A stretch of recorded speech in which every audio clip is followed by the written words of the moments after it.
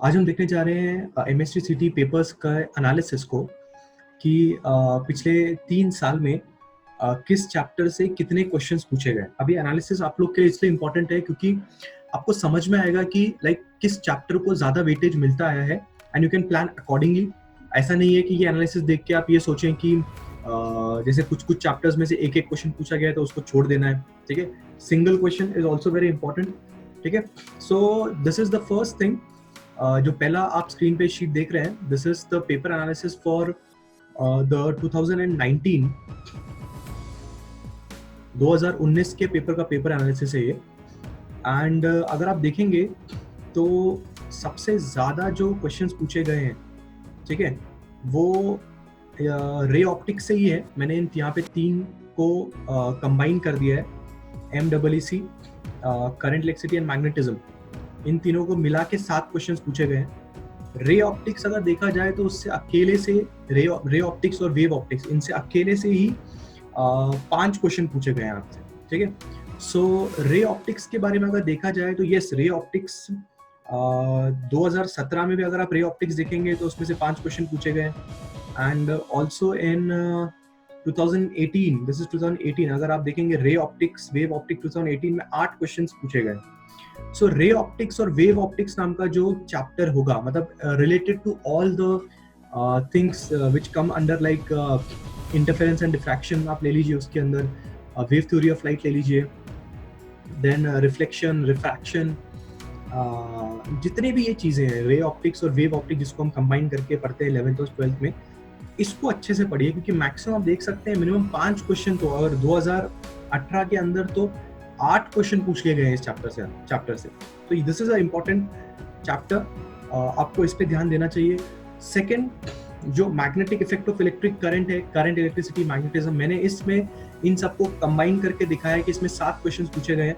अगर आप 2019 में देखेंगे तो 7 क्वेश्चन है, 2018 में अगर आप जाएंगे तो सी मैग्नेटिज्म चैप्टर से 6 क्वेश्चन पूछे गए हैं। अगर आप थोड़ा और आगे जाके देखते हैं magnetism, yes, so you can see इस मैग्नेटिज्म में 6 क्वेश्चन है। तो ये 6 क्वेश्चन में MEEC, आप मैग्नेटिज्म चैप्टर के बारे में बात कर रहे हैं, करंट इलेक्ट्रिसिटी के बारे में बात कर रहे हैं। करंट इलेक्ट्रिसिटी यहाँ पे अलग से दिया हुआ है, दैट्स 2 क्वेश्चन से करंट इलेक्ट्रिसिटी में। तो अगर मैग्नेटिज्म और करंट इलेक्ट्रिसिटी को ऐड करके देखते हैं तो 6, और मैग्नेटिज्म में 6 पूछा गया और करंट इलेक्ट्रिसिटी में 2 क्वेश्चन पूछे गए, तकरीबन 8 क्वेश्चन होगा इन दोनों से मिला के। कम्युनिकेशन सिस्टम अगर देखेंगे तो 2019 में एक क्वेश्चन आया हुआ है, बट 2018 में भी एक क्वेश्चन आया हुआ है कम्युनिकेशन सिस्टम में, एंड 2017 में भी एक क्वेश्चन आया हुआ है कम्युनिकेशन सिस्टम में। और बेसिकली कम्युनिकेशन सिस्टम का जो क्वेश्चन आता है पेपर में, वो एंटीना की हाइट कितनी होगी, ग्राउंड वेव प्रोपगेशन, वो जो क्वेश्चंस है उस तरह से आता है। So this is also good, इसको भी अच्छी तरह देख सकते हैं। Then coming back to other chapters like EMI and SHM, like if you talk about EMI, electromagnetic induction जैसे चैप्टर से 2019 में 2 क्वेश्चन पूछे गए हैं। 2018 में अगर आप देखेंगे EMI एंड AC 2 क्वेश्चन 2018 में भी पूछे गए हैं, एंड 2017 के अंदर अगर EMI में लेंगे तो भी 2 क्वेश्चन पूछे गए। मतलब तीनों साल में लगातार 2-2 क्वेश्चंस तो EMI चैप्टर के ऊपर आए रहे। और बेसिकली जो क्वेश्चंस आपने देखे होंगे, like if you have seen the 2019 paper का सॉल्यूशन, उसमें आपने देखा होगा बेसिकली नॉर्मल क्वेश्चन से पूछ रहा है, फेज डिफरेंस इसके बीच में उसके बीच में कितना होगा, इंपिडेंस के बारे में आप देख सकते हैं, देन आप कैपेसिटिव रिएक्टेंस के बारे में देख सकते हैं, इंडक्टिव रिएक्टेंस के बारे में, इन सब के फॉर्मूलाज देख सकते हैं, सबके फेज डिफरेंस के रिलेशनशिप याद रख सकते हैं, कौन लीड करता है कौन लैग करता है।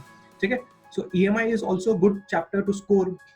Next if you see SHM, that is oscillation, और मिला के ये भी एक अच्छा चैप्टर। इसमें 2019 में 3 क्वेश्चन पूछे गए हैं, and if you go to SHM in 2018 4 question पूछे गए। इसमें वेव्स और SHM दोनों कंबाइन कर दिया उसने, 4 क्वेश्चन पूछे हैं 2018 में। बट इफ यू सी, अगर मैं यहाँ पे भी 2019 के पेपर में अगर मैं वेव्स लाइक स्टेशनरी वेव्स को कंबाइन कर दूं, या फिर SHM को कंबाइन कर दूं और वेव मोशन को कंबाइन कर दूं, तो अगर आप ये 3 चीज ध्यान से देखेंगे तो वेव मोशन में 1 क्वेश्चन पूछा गया है, SHM में 3, मतलब 4 हो गए, और स्टेशनरी वेव के 2, मतलब तकरीबन 6 क्वेश्चंस 2019 में सिर्फ वेव्स नाम के सेक्शन से आए। अब वेव्स में you know what you have to do, waves में आपको सारे जो चैप्टर्स हैं वेव से related, like from wave motion, stationary waves, SHM, oscillation, जो चैप्टर्स हैं, इन सबको आपको यहाँ पे कंसिडर करना चाहिए। So it's a good chapter, आप इसके ऊपर भी ध्यान दे सकते हैं। लेट अस सी 2017 में क्या हो रहा था। 2017 में एसएचएम के ऊपर 5 क्वेश्चंस पूछे गए हैं।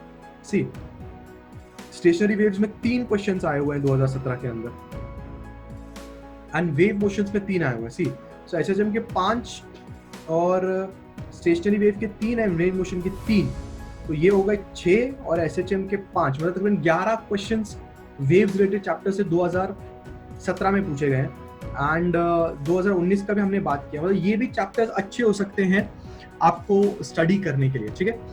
एंड मैं बार बार एक चीज बोल रहा हूँ, ये एनालिसिस सिर्फ इस बात के लिए है कि आपको किन चैप्टर्स को ज्यादा प्रायोरिटी देनी है, जिनसे ज्यादा पूछा जाता है। पर इसका मतलब ये नहीं है कि आप बाकी चैप्टर्स को प्रायोरिटी ना दे। For example if is a communication system, एक क्वेश्चन पूछा गया है, सो डोंट थिंक सो कि यार ये क्या करना, फिर ये क्यों पढ़ना। पर अगर आप सोचेंगे, अलग एंगल में सोचिए जरा, एक क्वेश्चन पूछता है बट फॉर्मूलेज भी तो ज्यादा नहीं है। अगर आप इस एंगल से सोचेंगे तो ये एक क्वेश्चन के मार्क्स भी आपके लिए बहुत ज्यादा इंपॉर्टेंट रहेंगे। For example like units and measurement, सिर्फ डायमेंशन पूछा है कभी ना कभी, अगर आपने पेपर देखा होगा। नहीं तो एरर के बारे में पूछा है, परसेंटेज एरर या फिर रिलेटिव एरर, इन सब के बारे में बात करता है units and measurement. Basically error नहीं तो डायमेंशन बस। तो क्या कितनी देर लगने वाली है आपको एरर और डायमेंशन जैसी चीजों को समझने के लिए। अभी आप जानते भी हैं कि ऐसे क्वेश्चन बहुत प्रोमिनेंटली आ रहे हैं, तो 2 क्वेश्चन आपको इजीली मिल रहे हैं। अगर आप यूनिट्स एंड मेजरमेंट जैसा चैप्टर भी देखेंगे तो दिस इज 2019, 2 क्वेश्चन पूछा गया है। 2018 में एरर्स एंड मेजरमेंट आप देख सकते हैं, यहाँ पे 1 क्वेश्चन पूछा गया है। एंड 2017 के अंदर यूनिट्स एंड मेजरमेंट में कोई क्वेश्चन नहीं पूछा गया, ठीक है।